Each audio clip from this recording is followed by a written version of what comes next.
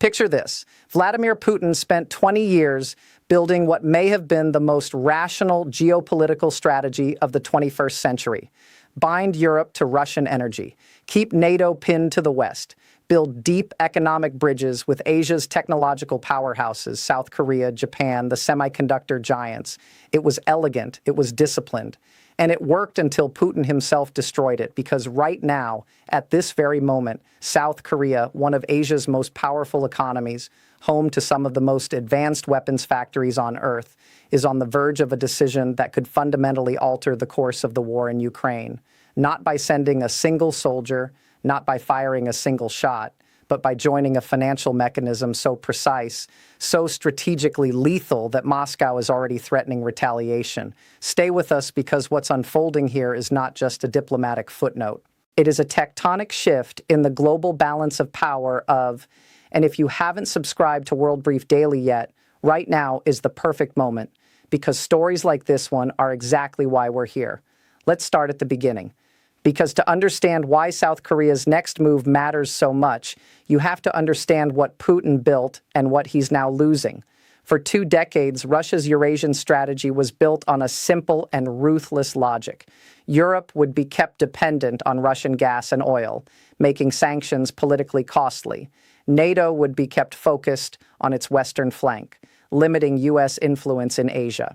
And across the Pacific, Russia would cultivate deep technology and trade partnerships with the Asian tigers, South Korea above all. Seoul semiconductors flowed into Russian industry. Russian energy revenues helped fund the whole machine. The relationship wasn't warm, it was transactional, and that made it durable. South Korea, for its part, had every reason to play along. Russia was a vast market. North Korea was a permanent threat, and Moscow held influence in Pyongyang. Keeping that channel open was valuable. So Seoul walked a careful line, critical of Russian aggression in public, quietly maintaining the economic relationship in private. Then came February 24th, 2022.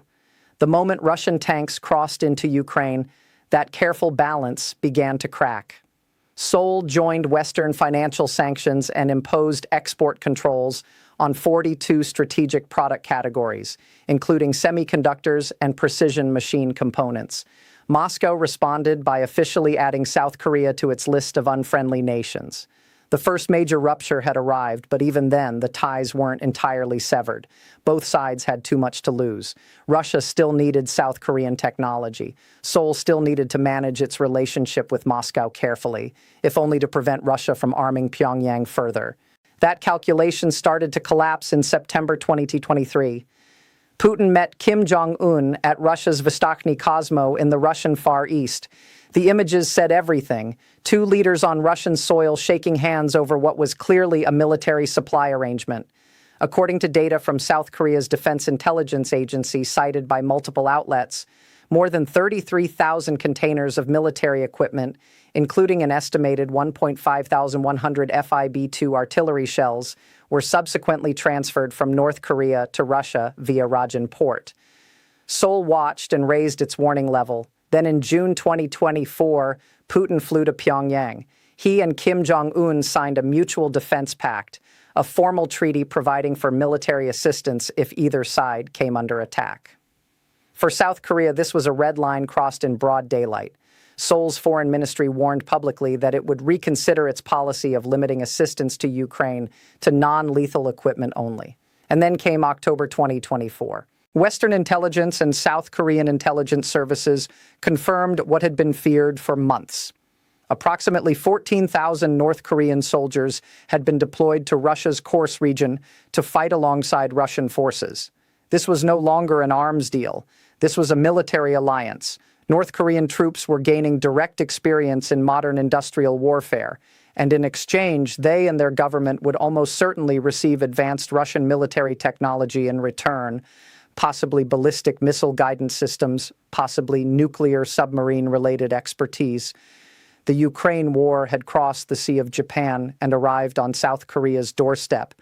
That is the backdrop. That is the chain of events that brought us here. And that is why in February 2026, something remarkable is happening. According to diplomatic sources cited by the Korea Times, South Korea is now reviewing whether to join NATO's Prioritized Ukraine Requirements list, the program known as PURL. NATO has formally asked Seoul to participate. South Korea's Ministry of Foreign Affairs confirmed it is, quote, in continued discussions with NATO on various ways to support Ukraine. The discussions are active, the decision is pending, and the implications are staggering. So what exactly is PURL and why does it matter so much? PURL, the Prioritized Ukraine Requirements list, was launched in July 2025 by the United States and NATO. The logic was built around a specific problem. With the Trump administration scaling back direct military aid to Ukraine, the burden of keeping Ukrainian defenses supplied had fallen more heavily on European allies. But procurement was fragmented, slow, and politically messy, each country arranging its own separate purchases, its own supply chains, its own timelines. PURL changed the architecture. Instead of 20 separate procurement pipelines, participating countries pull their financial contributions into a single coordinated mechanism. Washington then uses that pooled funding to supply U.S.-made arms and critical military equipment directly to Ukraine. The result is faster delivery, better coordination, and dramatically higher purchasing power. The numbers are extraordinary. As reported by NATO Secretary General Mark Rutte during a visit to Kiev in early February 2026, PURL has funded approximately 75% of all Patriot missile systems delivered to Ukraine and 90% of missiles used in other air defense systems. As of December 2025, member states had pledged more than $4 billion to the program. Ukrainian President Vladimir Zelensky has stated that roughly $15 billion will be needed through PURL in 2026 alone. And as of early this year, only $584 million of that had been committed. That gap is enormous, and filling it requires exactly the kind of wealthy, technologically sophisticated partner that South Korea represents. Here is where it gets truly interesting. Because South Korea's participation would not necessarily mean direct weapons deliveries to Ukraine, Seoul's official position, confirmed by a foreign ministry official, remains focused on humanitarian aid and non-lethal military equipment. But here's what the critics and commentators who dismiss this as symbolic miss entirely. Money has no color in this kind of financing. Think about it this way. If South Korea contributes $500 million to PURL, even exclusively for air defense radars or surveillance systems, that $500 million frees up equivalent funding from European NATO members to spend on Patriot missiles, HIMARS rockets, and advanced artillery shells. The fungibility of defense finance means that Seoul's money, regardless of what it's nominally tagged for, expands the total firepower flowing into Ukraine. Du Jinho, head of the Eurasia Center at the Korea Institute for Defense Analysis, put it directly to the Korea Times. Beyond strategic alignment with NATO, joining PURL could serve as leverage to expand South Korea's defense footprint among NATO members. And that footprint is already formidable. Let's talk about what South Korea actually brings to this equation, because this is where the industrial and military reality becomes almost breathtaking. The United States, the world's largest defense contractor, currently produces approximately 90,155 mm artillery shells per year. That is after aggressive production ramp-ups driven by the demands of the Ukraine war. South Korea's annual production capacity exceeds 200,000 per year from a country of 51 million people. This is not a coincidence. It is the product of 7 decades of near-continuous deterrence on the Korean peninsula. South Korea has been building, maintaining, and modernizing its defense industrial base under existential pressure since the 1950s. The result is a manufacturing ecosystem that combines German engineering precision with American production scale at a fraction of the cost. The flagship products of that ecosystem are weapons that are already reshaping the European battlefield, even before South Korea joins PURL. Consider the K9 Thunder self-propelled howitzer. This machine is not a weapons system, it is a masterclass in mobile artillery. While Russian forces struggle with Soviet-era artillery that requires multiple soldiers, significant setup time, and struggles with mechanical reliability in all weather conditions, The K9 achieves millimeter precision with GPS-guided munitions, fires, and repositions in under 60 seconds, and operates effectively in temperatures ranging from -32 to +46 degrees C. It can fire, destroy its target, and disappear before Russian counter-battery radars can even generate a fire mission. In the brutal arithmetic of artillery warfare that defines the eastern Ukrainian front, this is not an incremental advantage, it is a generational leap. Then there is the K2 Black Panther main battle tank. Putin loves to display his T-90 tanks on Red Square. State television runs lengthy features on their armor packages and their targeting systems, and on a parade ground, they are impressive. But in the mud of eastern Ukraine against a K2 equipped with active protection systems, 120 mmUR smooth-bore cannon, and a commander-controlled remote weapon station. The propaganda ends and the physics begins. The K2's active protection system can intercept incoming anti-tank missiles in flight. Its autoloader maintains a firing rate that manual load Soviet designs cannot match. Its hybrid electric drive enables near-silent low-speed maneuvering that denies acoustic detection. The T-90, for all its parade ground glory, is a product of a different industrial era. South Korea has already delivered hundreds of K9 howitzers and is in the process of delivering K2 tanks to Poland under contracts worth over $12 billion. Thousands more are on order, and Poland, along with other European NATO members, Norway, Romania, Finland, is actively evaluating additional South Korean systems. The logic is simple. South Korea can deliver what Europe needs faster and at better value than Western competitors. Here is the domino effect that connects this directly to Ukraine. As South Korea fills Polish warehouses with K2 tanks and K9 howitzers, Poland and other European states can transfer their older but still capable T-72 tanks, BMP infantry fighting vehicles, and Soviet-era artillery to Ukraine without degrading their own defense posture. South Korea is in effect the industrial backbone that makes Europe's generosity to Ukraine financially and militarily sustainable. Now add PURL membership to this picture. Now Seoul is not just an indirect supplier, it is formally integrated into NATO's Ukraine support architecture. The industrial backbone becomes a financial pillar. You can understand why Moscow is alarmed, and you can understand why Kremlin officials are saying things in public that reveal just how seriously they are taking this. Russian Foreign Ministry spokeswoman Maria Zakharova responded immediately when reports of Seoul's PURL consideration surfaced in February 2026. As reported by Shinanoa, Zakharova stated that South Korea's participation would, quote, cause irreparable damage to relations between Russia and the Republic of Korea, and that Moscow would be forced to exercise its right to retaliate. She went further, saying Russia was surprised by the reports because South Korea's official line of non-participation in Western arms support had been viewed by Moscow as a prerequisite for the future restoration of relations. That last phrase is worth pausing on. A prerequisite for the future restoration of relations. Russia has been holding out the prospect of a post-war diplomatic normalization as a reason for Seoul to stay neutral. That leverage is evaporating. And the asymmetric retaliation Zakharova hinted at. Let's decode that phrase carefully. Asymmetric in the language of strategic diplomacy almost always means we cannot hurt you economically. We cannot match you militarily, but we can cause you problems in ways that don't constitute open conflict. For Russia and South Korea, the only meaningful asymmetric card is North Korea.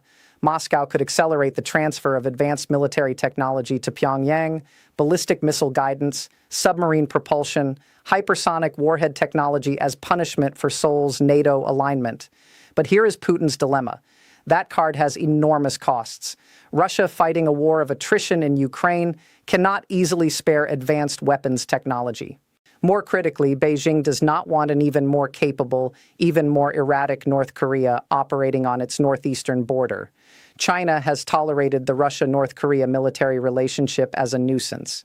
An accelerated technology transfer that gives Pyongyang credible nuclear submarine capability or hypersonic missiles would be a strategic nightmare for Beijing.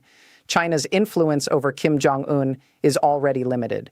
A North Korea with greatly enhanced capabilities and Russian backing is not a partner China wants. It's a problem China inherits. So the asymmetric retaliation is available in theory. In practice, its costs constrain Moscow far more than its target. Before we go any further, if you're finding this analysis valuable, and we're only halfway through this story, make sure you're subscribed to World Brief Daily and have your notifications enabled. We cover the strategic depth behind today's headlines every single day. Hit that subscribe button and never miss an episode. Now back to the broader picture, because South Korea's potential PURL membership is not happening in isolation. It is part of a larger strategic realignment that is dismantling Putin's entire Asia-Pacific strategic architecture. Japan announced plans to join PURL in February 2026. Like Seoul, Tokyo will initially fund non-lethal equipment, specifically radar systems and body armor. But Japan's participation signals something fundamental. For decades, Article 9 of the Japanese Constitution constrained Tokyo's ability to engage in collective self-defense. The gradual, careful expansion of Japan's defense engagement, first through financial contributions to Ukraine, now through formal PRL membership, represents a strategic transformation that would have been politically unthinkable a decade ago. Australia and New Zealand have deepened their engagement with NATO Ukraine support mechanisms.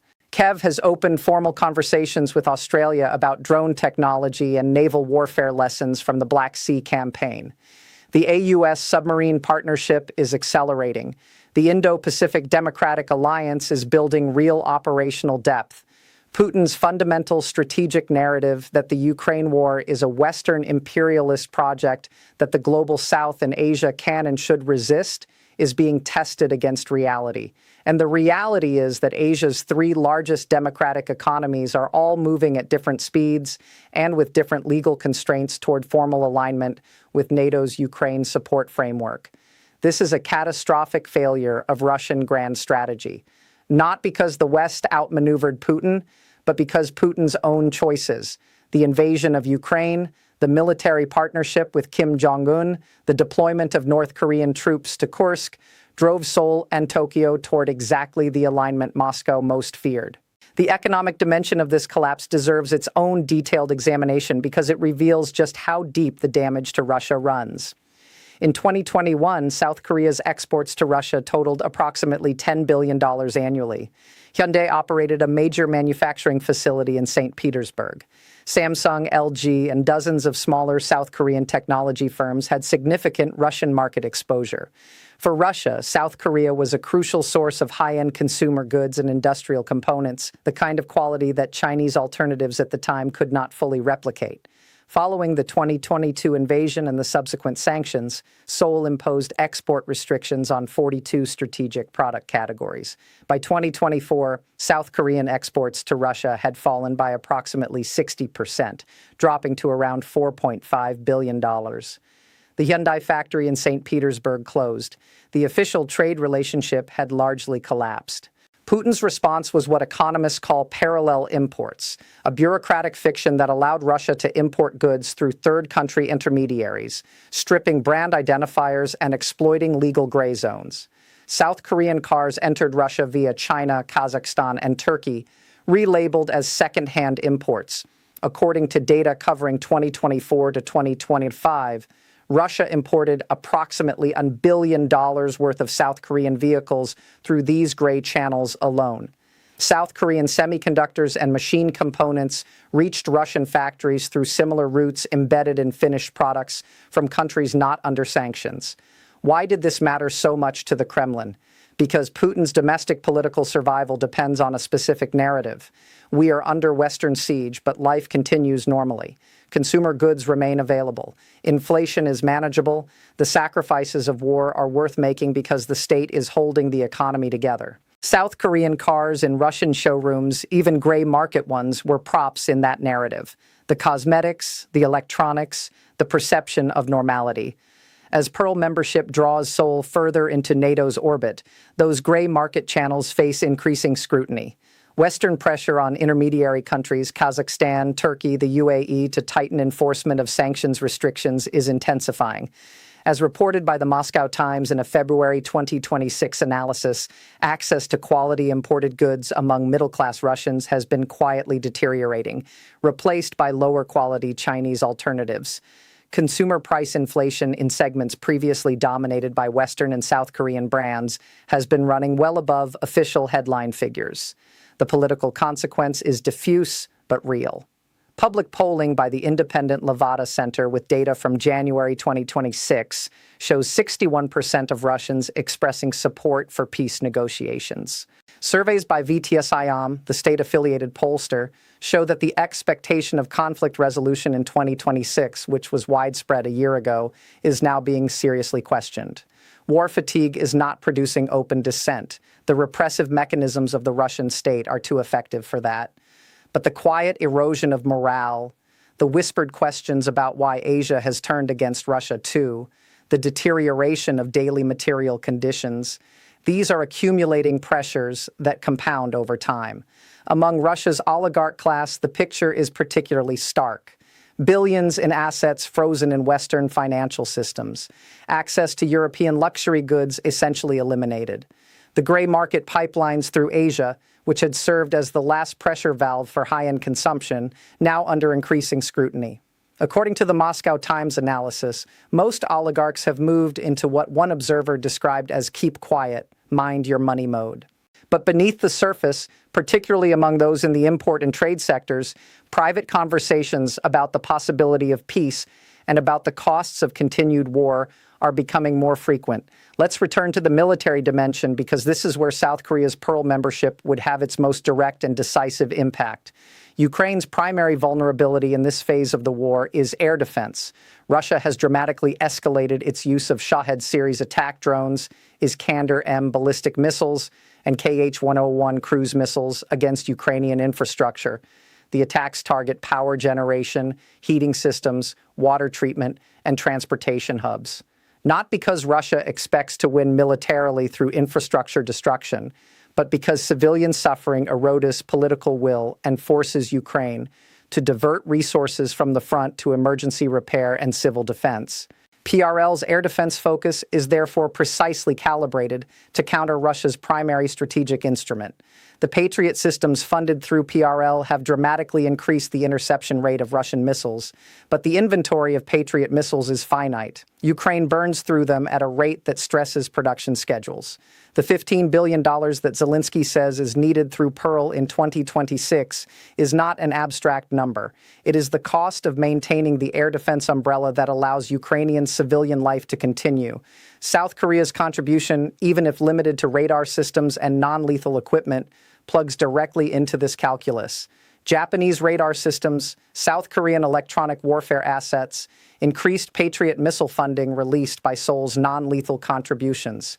Together, these create a layered air defense architecture that degrades Russia's most cost-effective offensive tool. When South Korean targeting radars combined with Japanese electronic intelligence systems and Patriot interceptors funded through PURL, the result is a Ukrainian airspace in which Russian missiles face dramatically higher interception probability. Russian pilots flying Su-34 strike aircraft learn to avoid certain corridors because the radar coverage has become too dense. Russian drone operators face countermeasures they haven't encountered before. The cost per target for Russian attacks on Ukrainian infrastructure rises. The strategic utility of missile campaigns declines, and there is a second-order effect that is equally important. Every ruble Russia spends on Iskander missiles launched against Ukrainian power plants is a ruble not available for tank production, artillery shell manufacturing, or troop pay. Russia's defense budget, while significantly expanded since 2022, is not unlimited. According to analysis published by the European Council on Foreign Relations in early 2026, Russia is currently allocating approximately 40% of its federal budget to defense and security expenditures. That level of spending is sustainable in the short term. Over a multi-year horizon, it compresses investment in the civilian economy, infrastructure, and social services, all of which are already under stress from sanctions. South Korea's integration into the PURL framework accelerates that compression. It doesn't end the war. It doesn't deliver a decisive battlefield breakthrough, but it systematically degrades Russia's capacity to sustain the conflict at its current intensity while strengthening Ukraine's capacity to absorb Russian strikes and maintain its defensive posture. This is what military analysts mean when they talk about strategic exhaustion. You don't need to defeat an enemy in a single decisive engagement. You need to make the costs of continued fighting progressively higher than the benefits until the political leadership decides that negotiation is preferable to continued attrition. South Korea's PURL membership is a significant increment in that process of strategic exhaustion. Now, what about the diplomatic horizon? Can Seoul actually complete this decision? The domestic political environment in South Korea has been turbulent. President Lee Jae-young, who took office following the political crisis that ended the Yoon Suk-yeol presidency, has spoken directly with NATO Secretary General Mark Rutte about expanding defense cooperation. Foreign Minister Cho Hyun met with NATO Deputy Secretary General Radmila Shcherynská in Brussels in January 2026, and the readout from that meeting included explicit language about coordinating support for Ukraine. The diplomatic groundwork is being laid systematically. The political constraints are real but manageable. South Korea's constitution does not prohibit financial contributions to multilateral security mechanisms. The PURL framework, because it pools funds for weapon purchases rather than involving direct Korean troop deployments or direct weapons transfers, navigates the most sensitive legal and political thresholds. The foreign ministry officials' careful language about non-lethal equipment and humanitarian focus gives the government room to participate without triggering the most acute domestic political opposition. Canada is watching closely. Seoul is competing for a submarine contract with Ottawa worth approximately 60 trillion won, around 41 billion. That would be one of the largest arms deals in Canadian history. South Korean defense firms are also in active discussions with Norway, Romania, Finland, and several other NATO members for additional procurement contracts. Every step Seoul takes toward formal NATO alignment strengthens its position in those commercial negotiations. Defense cooperation and commercial advantage are deeply intertwined in this calculation, and this is the profound strategic irony of Putin's position. He deployed North Korean troops to Ukraine to compensate for Russian manpower losses. That deployment convinced South Korea that its neutrality was no longer tenable, and South Korea's response is now threatening to close the last major gray market pipeline that kept Russian consumer goods markets partially functional and kept Putin's domestic narrative of normally partially intact.